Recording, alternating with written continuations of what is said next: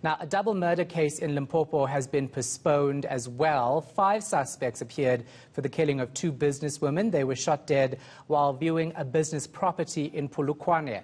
One of the suspects is the husband of one of the women. Silindelo Masikane is following this story for us. She joins us now live. So, Slee, first give us the background to this tragedy. Such a tragedy here in Polokwane that befell this community about 2 weeks ago. However, these women aren't from the area. In fact, they're from Gauteng. Makwena as well as Tebogo, who happen to actually be best friends as well as business partners, for some reason had come to Polokwane to just venture out into some business in the area. And they were looking at some property in the Magnovia area. And that is when they were gunned down in a hail of bullets. We know that 3 suspects fled off in a Hyundai Accent, a red Hyundai Accent. And following the murders, a team of investigators was put together here in Limpopo and coordinating with some officials as well in Gauteng. And that led to the arrests of 4 suspects in 4 different areas, mainly in Ekurhuleni. And what we understand following that the 5th suspect, Shahan, was somebody very close to home, very much known to the families, and that is the husband of Makwena, 56 years old. He was arrested in hospital after he allegedly ate poison and attempted to take his own life. Yes, he also spoke to one of the sisters. What are they saying? They're looking for justice. Many of these both of these families, rather, Shahan, are really looking to the justice system to play its part.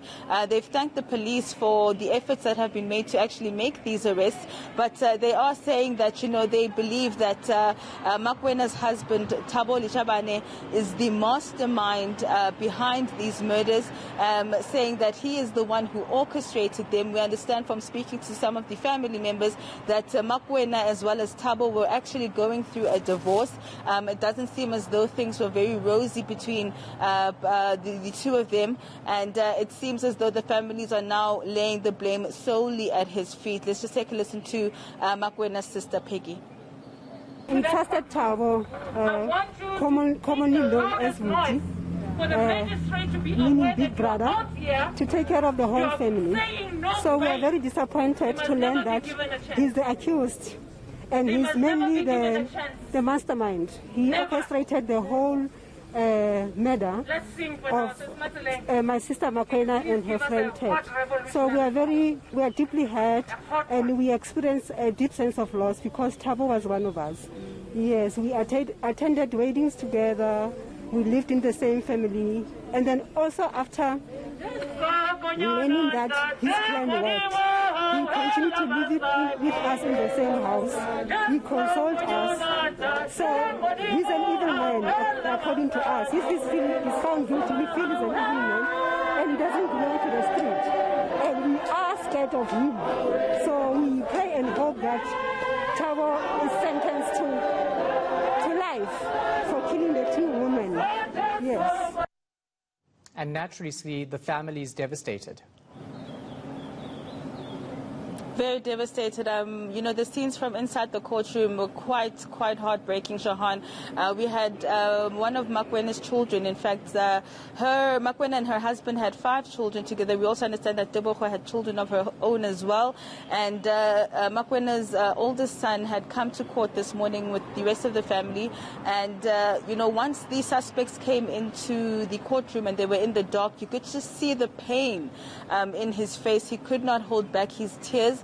And you could just tell that it's going to take quite some time for both of these families to heal from the losses of these 2 women who were really strong, black, independent women, quite pillars of strength in their families. There was also a protest that we saw outside of court in support of these families.